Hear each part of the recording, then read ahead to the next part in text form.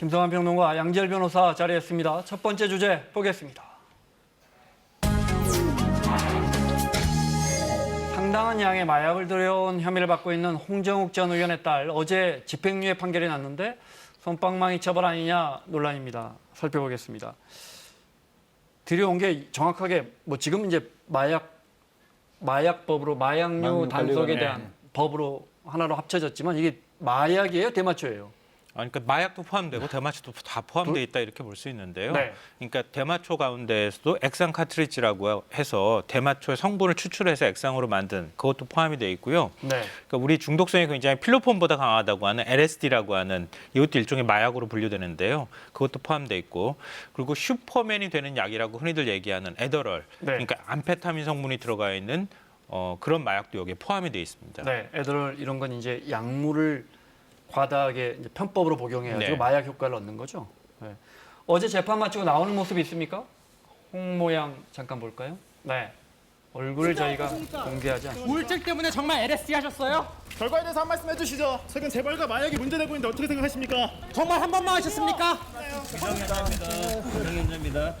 처벌 집행유예 나왔어요? 네, 2년 6개월의 집행유예 3년 나왔고요. 이제 추징금도 17만 원 가량이 나왔습니다. 이제 마약이라고 하기에 중대 범죄이긴 하지만 초범이라는 점, 미성년자라는 점이 가만히 된 것으로 보이고요. 네. 추징금 17만 미성년자군요. 예, 초범이고. 예, 17만 8,500원이 붙어서 이건 뭐예요? 추징금 17만 원은? 그러니까 추징금이라고 하는 것은 불법적으로 얻은 이익을 직접적으로 네. 뺏을 수 없을 때, 압수할 수 없을 때, 몰수할 수 없을 때 그 가액을 몰수하는 건데 마약을 일부 사용을 한 금액인 겁니다. 그러니까 가지고 있던 건 다 몰수를 했고요. 네. 그래서 폐기 처분을 할 것이고 가지고 있다가 본인이 썼다고 추정되는 마약의 금액이 저 정도여서 그거는 이제 네. 국가에 내도록 한 겁니다. 재판부가 선고하면서 한마디 했다면서요? 네, 그렇습니다. 일종의 훈계를 덧붙인 거죠. 소년법 적용을 한 거예요. 그러니까 소년법이기 때문에 앞으로 이런 일들이 없도록 하라라는 네. 거고, 앞으로 그러니까 그 징역 2년 6개월이라 2년 6월에 집행유예 3년인데 네.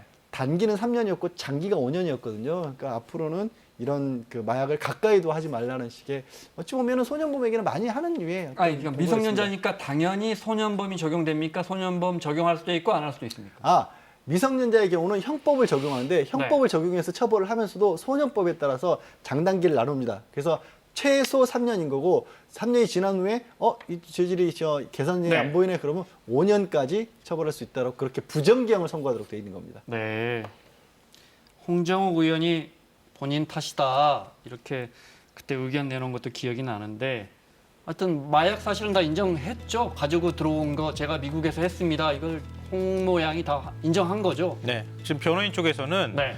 마약 검사를 통해서 나온 그 마약보다도 더 많은 횟수를 우리가 솔직하게 다 고백했다 이렇게 얘기를 하고 있어요. 네. 그러니까 마약 검사를 통해 나온 거거나 아니 그리고 공항을 통해서 입국할 때 지금 적발이 된 거잖아요. 네. 그러면 사실 그 이전에 마약 투약한 혐의에 대해서는 부인할 수도 있었는데 지금 3차례 마약 투약 밀수를 했고 9차례 투약했다고 하는 네. 흡입했다고 하는 혐의까지 인정을 했으니 그런 과거 잘못까지 다 뉘우치고 있으니까 좀 선처를 해달라 이렇게 얘기를 하고 있고요. 네. LSD 같은 경우에 지금 환각성이 굉장히 강한 마약으로 분류가 되는데 네. LSD는 그 여행 가방을 싸면서 그냥 과거에 가방에 들어가 있던 게 그냥 딸려온 것이다. 네. 조장 가방에 LSD를 넣어놨었는데 그걸 그냥 가방에 모르고 갖고 온 것이다. 그러니까 네.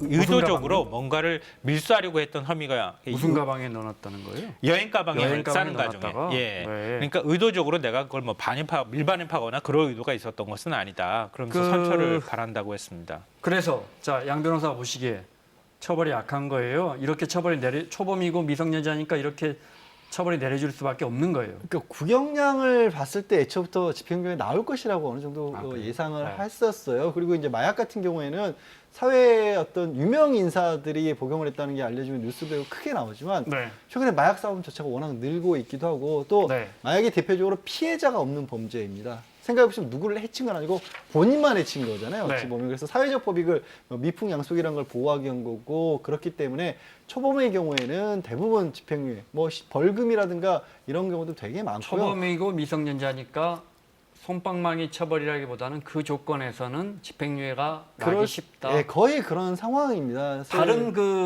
뭐라 합니까 재벌 총수들 좀 예. 비교를 해볼게요. 저희가 그래픽을 준비했는데 볼까요? 최근에 많이 다 풀려나잖아요. 다 집행유예로 나왔고요. 저것들이 사실 이제 많이들 분노하실 수도 있는데 네. 다른 마약 사범의 경우도 거의 비슷해요. 그러니까 본인이 다 인정을 하고 있고 초범일 경우에는 네. 말씀드린 것처럼 마약 자체가 일반 대마 같은 경우에는 양형 네. 기준이 기존의 어떻게 초범일 때는 8개월에서 1년 6개월 정도고 네.